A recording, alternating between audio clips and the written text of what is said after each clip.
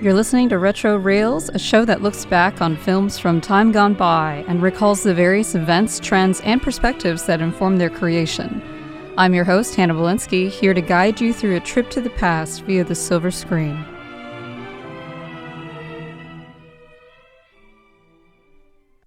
For the last part of this series on Asian representation in Hollywood, I've picked a Charlie Chan movie.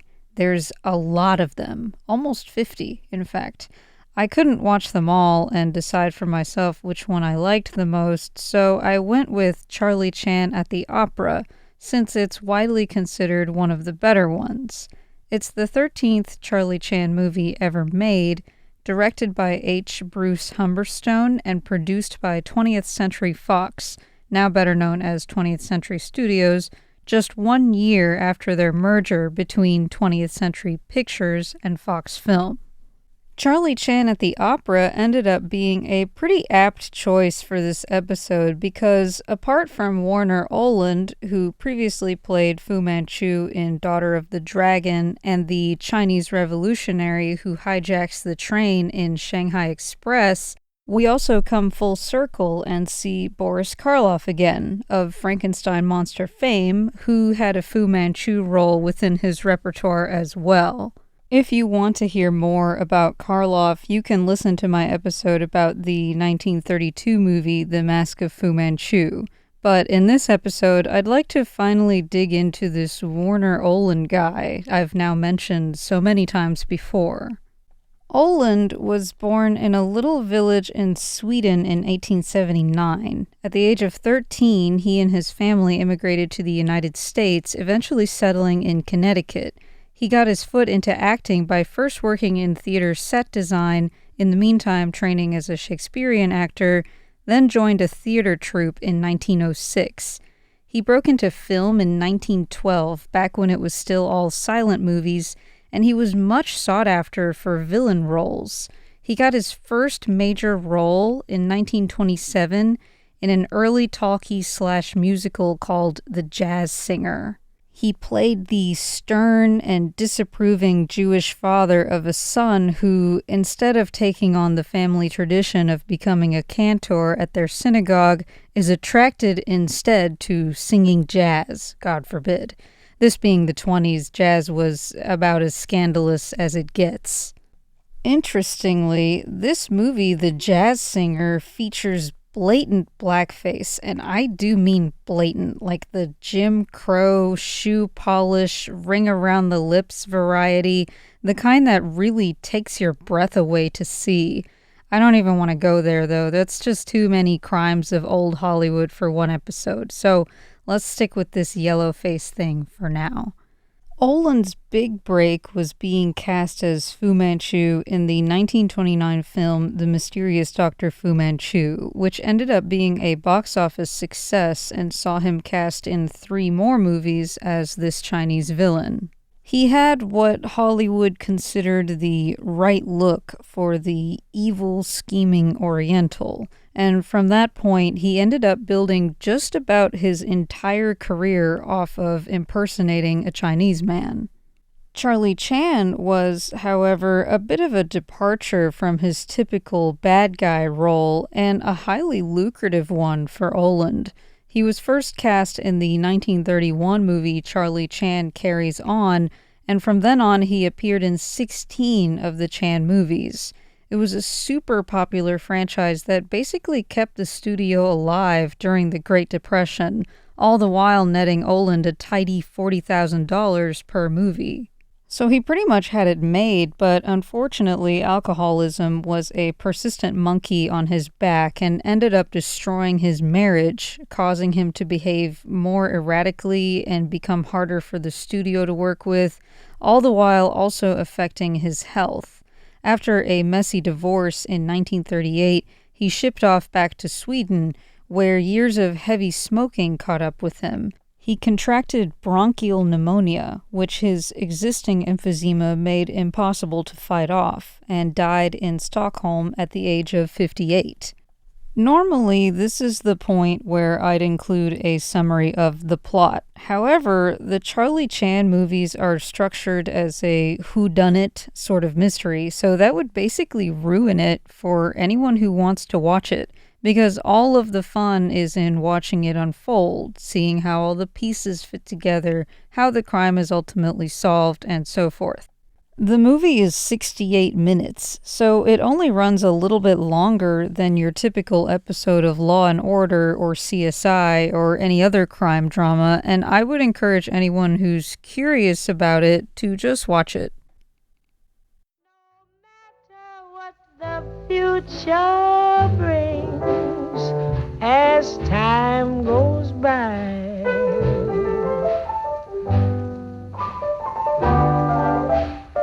moonlight and love songs never out of date, hearts filled with passion, jealousy and hate.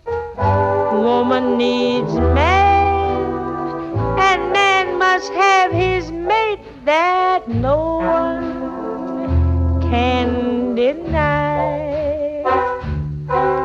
It's still the same old story, a fight for love and glory.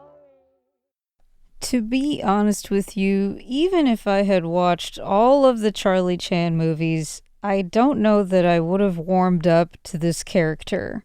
Up until this point, none of the actors who were doing yellowface in the movies I've covered put on a fake Asian accent. Even the actually Chinese actress Anna May Wong was speaking proper mid-Atlantic English in her roles, which was something I found kind of amusing. But Warner Oland as Charlie Chan puts on that stupid Ching Chong accent. And boy, does it grate on me. I know how to put on an Asian accent for humorous affect. That doesn't change the fact that it's in poor taste, and certainly it's not something I'll do in mixed company. But when you spend your whole life listening to your mother fumble pronunciations and mix up words and phrases, it's something you're naturally going to know how to do in a way that comes from a place of endearment and not mocking and disrespect. If you have a background like mine, then you know that English spoken with a foreign accent is a badge of honor, really, the product of blood, sweat, and tears learning what is one of the most difficult languages to reach fluency in as a second language. But if you don't know these things and you are just putting it on for a character, it sounds so bad, so inauthentic, so insulting, and watching this movie, I couldn't help but find it extremely annoying. And it's not just the accent. If only that were the case. It's the fact that he's always speaking in made-up proverbs and metaphors that are supposed to be reminiscent of Chinese idioms. It's mind-numbingly stupid crap like, honorable father once say, optimist only sees donut, pessimist sees hole. Speakers of Chinese understand that idioms are really important to expressing yourself in this language. Idiomatic language in English is trite, it's cliché, it shows a lack of creativity. But in Chinese, idioms come from literature, from poetry, from historical events and mythology. It's packaged deep within the culture, and actually it's pretty impossible to sound erudite speaking this language without them. And really, fabricating these Confucius say type gags is unnecessary when there are already so many existing idioms that can be used humorously if you're just clever and knowledgeable enough and you have the right comedic timing. There are whole Chinese language funny man acts based on this, and also on puns, lots of puns. But I digress. I don't necessarily blame Warner Oland for putting on the accent. I have no doubt that this was the producer's doing, and at the end of the day, a gig is a gig, and you're going to play the role you were hired to play, especially if it nets you that paycheck you need for drinks and smokes. But it does make it a little bit impossible for me to like Charlie Chan. Believe it or not, I'm in the minority for this opinion, at least compared to moviegoers at the time. Charlie Chan was remarkably well received as a character, even by real Chinese people. Of all the American films to make their way to Chinese theaters in the 1930s and to be seen by Chinese expatriates in the United States, the Charlie Chan films were the most popular by a long shot. But then again, it's not especially hard to understand why. Before Charlie Chan showed up, the only representation Asian people had in American movies was as the villain. And not just any old villain, but usually an especially evil, conniving, and power-hungry sort of character. And then here comes Charlie Chan, and you've got not just a good guy, but a cop, a detective even, on the right side of the law and perfectly benign in every way. Chinese audiences were probably dying to see someone Chinese that they could actually like and root for. The character was originally created by a man named Earl Der Biggers, who came up with the idea after reading in the newspaper about a real Chinese Hawaiian man who worked as a detective for the Honolulu police force named Chang Apana. Biggers set out to design a character who was the opposite of the existing stereotype about the sinister and wicked Chinese. When the character he wrote was first adapted to film in a 1926 movie called The House Without a Key, produced by the French production studio Pathé, they cast a Japanese actor named George Kuwa. A year later, Universal Pictures tried their hand at producing The Chinese Parrot, with another Japanese actor named Kamiyama Sojin. In both movies, the Charlie Chan role was relegated to a supporting character, and neither movie was well received.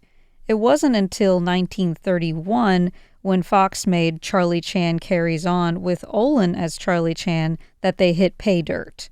Oland played Chan extra humble and self-effacing to make the character that much safer and more appealing to American audiences. Well, it doesn't work on me. I just can't look past the Swedish man with triangular eyebrows painted on, portraying what boils down to just another stereotype: the smart, non-threatening, and soft-bodied and girly Asian guy.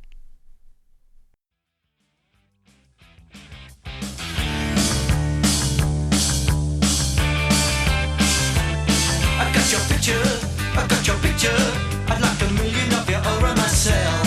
I want a doctor to take a picture, so I can look at you from inside as well. You got me turning up and turning down, I'm turning in, I'm turning right, I'm turning Japanese, I think I'm turning Japanese, I really think so. Turning Japanese, I think I'm turning Japanese, I really think so. Turning Japanese, I think I'm turning Japanese, I really think so. Turning Japanese, I think I'm turning Japanese, I really think so.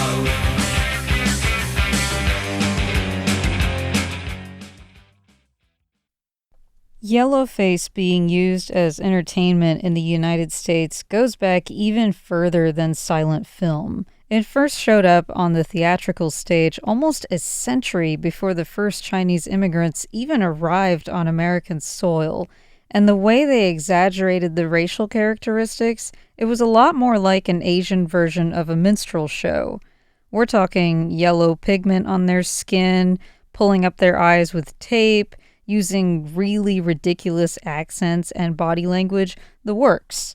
Decades on, similar techniques were used to Chinesify the appearances of a number of Hollywood greats, among them Katharine Hepburn, Fred Astaire, Marlon Brando, John Wayne, the list goes on. But the craziest thing about Yellowface is it still occurs today, just in a slightly less readily identifiable way. These days, they normally don't bother with the yellowface makeup or any other pretenses anymore. They just straight up whitewash the role. Several characters originally written as Asian in the novels Bringing Down the House and Annihilation are cast as white characters in their movie adaptations. Emma Stone was cast as the half-Asian Captain Allison Ng in Aloha in 2015, And in perhaps the most notable recent example, Scarlett Johansson plays Major Motoko Kusanagi in the live-action adaptation of the classic manga-turned-animated movie Ghost in the Shell. I've read before that one reason that was given for white people playing Asian or for Asian actors being passed over in general is because there's something about our face that isn't expressive enough for the camera. Hollywood was always about shooting big, shiny goo-goo eyes and sculpted faces, and we are, by nature, too squinty and our bone structure too shallow to seem anything but flat. Back when people said the quiet part out loud, they would say these features made us look sneaky and untrustworthy, unfit to play the upstanding hero capable of the full range of emotions. Nowadays, the film industry isn't quite so direct about their excuses, but when faced with criticism about their whitewashed casting choices, they're quick to blame the very culture they created, the fact that there just aren't enough high-profile Asian actors to go around. Well, yeah, guys, it's because you've avoided casting them all this time. It's been almost 100 years since film studios were waving Anna May Wong away from the one role she could have been perfect for, the Chinese heroine Oland in The Good Earth, that ended up going to German-born Louise Rainer. Almost 100 years since they first said, "Oh, American audiences just aren't ready for a feature film with Asian actors in the leading roles." They've had plenty of time to get those audiences ready, but they just haven't.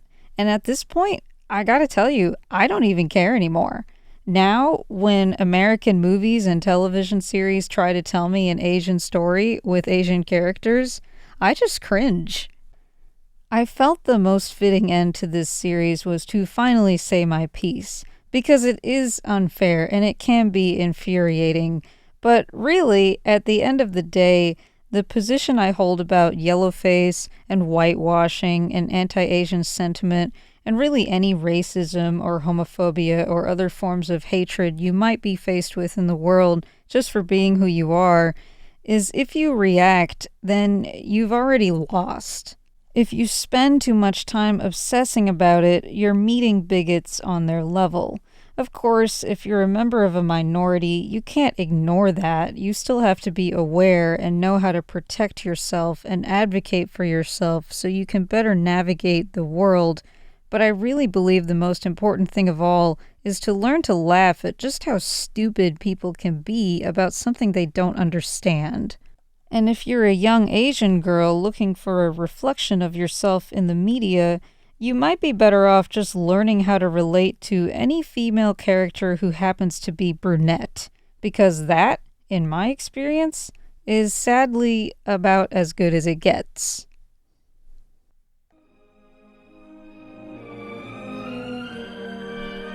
That's all I have for you guys today. I'm Hanna Belinsky. Thank you for tuning in to Retro Reels, and I hope you'll join me again next time on another look back on the way things were.